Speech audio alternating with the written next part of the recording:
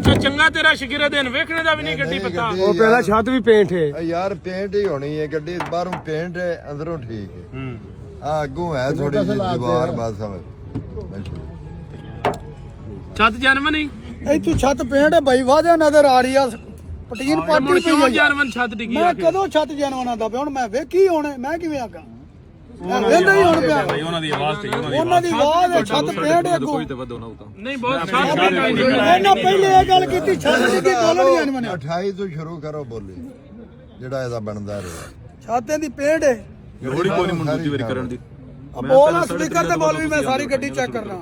ਵੇਖ ਗੱਡੀ ਸਾਰੀ ਗੱਡੀ ਇੱਕ ਵਾਰ ਪਤਾ ਗੱਲ ਕੀ ਹੈ, ਜਿਹੜੀ ਆਵਾਜ਼ ਜਾਇਜ਼ ਹੋਣੀ ਹੁਣ ਇੱਥੇ ਤੁਹਾਡੀ 3 ਲੱਖ ਦੀ ਮਿਸਾਲ ਦੌਰ ਤੇ 3.5 ਦੀ ਮੈਂ ਵੇਚ ਛੱਡਦਾ, ਉਹ ਤੇ ਜਾ ਗੱਡੀ ਕੈਨਸਲ ਹੋ ਜਾਵੇ ਤੇ ਕੀ ਫਾਇਦਾ।